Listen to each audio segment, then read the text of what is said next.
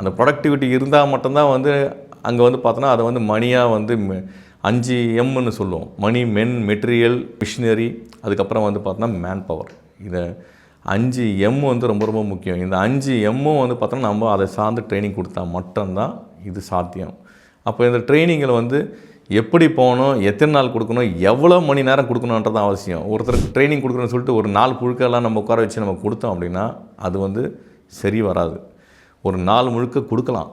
அதற்கான ஒரு சூழ்நிலையை ஏற்படுத்தி கொண்டு ஒரு நிறுவனத்தில் வந்து பார்த்தோன்னா 4 முழுக்க கொடுக்கணும்னா அதுக்கான ப்ரோக்ராம் மாதிரி ஒன்று ரெடி பண்ணிக்கிட்டு கரெக்டாக அவங்களுக்கு போர் அடிக்காமல் 45 நிமிஷம் மட்டும்தான் ஒருத்தருக்கு வந்து ட்ரைனிங்கை வந்து நீங்கள் உட்கார வச்சு கொடுக்கலாம். அதை தாண்டி நீங்கள் கொடுத்தோம் அப்படின்னா அது வந்து அவங்களுக்கு போய் சேராது, போர் அடிச்சிடும். அதோடு இல்லாமல் வந்து பார்த்திங்க அப்படின்னா நான் ஏதோ வந்து இங்கே வந்திருக்கேன், ஏதோ ஒன்று பண்ணிகிட்ருக்கேன் அப்படின்ற மாதிரி போயிடும். அப்படிலாம் போகக்கூடாது. ரொம்ப சுவாரஸ்யமாக இன்ட்ரெஸ்டிங்காக போனோம் அப்படின்னா 45 நிமிஷத்துக்குள்ளே ஒரு ட்ரைனிங்கை வந்து முடிக்கணும். சில நிறுவனங்களில் 1 மணி நேரம் ட்ரைனிங் போடுவாங்க, 1.5 மணி நேரம் ட்ரைனிங் போடுவாங்க.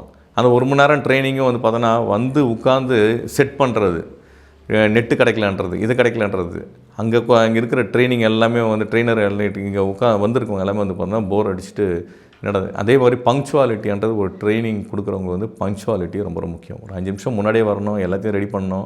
ரெடி பண்ணிவிட்டு ஸ்க்ரீன் முதற்கொண்டு என்ன செய்ய போகிறோம். அதே மாதிரி வந்து பார்த்தோன்னா ஒவ்வொரு முறையும் ட்ரைனிங் கொடுக்குறவங்க வந்து பார்த்தோன்னா ப்ரிப்பேர் பண்ணிட்டு தான் வரணும்.